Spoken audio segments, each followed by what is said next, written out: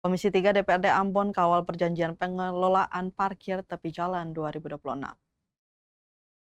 Komisi 3 DPRD Kota Ambon menggelar rapat dengar pendapat atau RDP bersama Dinas Perhubungan Kota Ambon terkait mekanisme pemilihan mitra kerja sama pengelolaan parkir tepi jalan umum tahun 2026. RDP tersebut berlangsung di ruang sidang paripurna DPRD Kota Ambon Selasa 3 Februari 2026. Pantauan tribunambon.com rapat diawali dengan pemaparan materi oleh Kepala Dinas Perhubungan Kota Ambon, Yan Switela. Dalam penjelasannya, Yan menguraikan mekanisme pemilihan mitra pengelolaan parkir yang berlandaskan sejumlah regulasi. Dasar hukum tersebut antara lain Undang-Undang Nomor 22 Tahun 2009 tentang Lalu Lintas dan Angkutan Jalan, kemudian Undang-Undang Nomor 23 Tahun 2014 tentang Pemerintahan Daerah, khususnya lampiran huruf O, terkait urusan perhubungan, Peraturan Pemerintah RI Nomor 18 Tahun 2018 tentang kerjasama daerah, serta Peraturan Menteri Dalam Negeri Nomor 22 Tahun 2020 tentang tata cara kerjasama daerah dengan pihak ketiga. Selain itu, Tribuners, mekanisme pengelolaan parkir juga mengacu pada Peraturan Daerah Kota Ambon Nomor 6 Tahun 2019 tentang penyelenggaraan parkir. Usai pemaparan, anggota Komisi 3 DPRD Kota Ambon menyampaikan berbagai masukan dan tanggapan. Menanggapi hal tersebut, Ketua Komisi 3 DPRD Kota Ambon, Hari Putra Farfar, menegaskan pihaknya akan mengawal secara ketat perjanjian kerjasama antara pemerintah Kota Ambon dan pihak ketiga yang terpilih.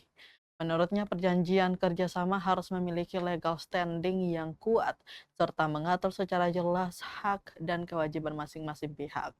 Ia menambahkan DPRD akan terus melakukan pengawasan terhadap pelaksanaan kerjasama tersebut. Apabila pihak ketiga tidak menjalankan kewajibannya, maka sanksi hingga pemutusan kerjasama dapat dilakukan sesuai ketentuan perjanjian. Hari juga menekankan bahwa tujuan utama kerjasama pengelolaan parkir bukan semata-mata untuk mengejar pendapatan, melainkan untuk menata sistem parkir agar lebih tertib dan teratur. Lebih lanjut, ia menegaskan proses pemilihan mitra pengelolaan parkir bukan melalui tender atau lelang, melainkan seleksi berdasarkan regulasi yang berlaku.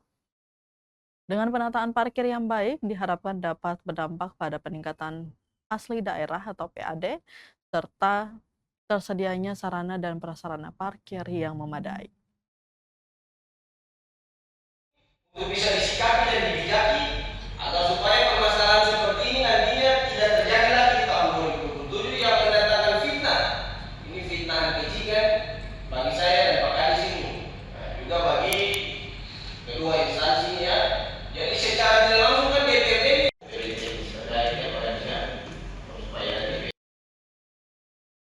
juga Pak Kadis bisa mempublikasi supaya informasi ini tidak digiring ke sana kemari, tidak dipolitisir sesuai dengan kepentingan orang per orang atau kelompok yang membaca. Kalau saya pribadi prinsipnya menerima dengan lapang dada, ini konsekuensi tadi Pak Kadis sampaikan dan tanggung jawab jabatan yang kita emban kita pikul. Tapi pada prinsipnya saya berharap bahwa ke depan dengan proses pertahapan yang lebih transparan ini supaya tidak lagi menimbulkan kegaduhan dan polemik nantinya ya Pak ya. Download Tribun X sekarang, menghadirkan lokal menjadi Indonesia.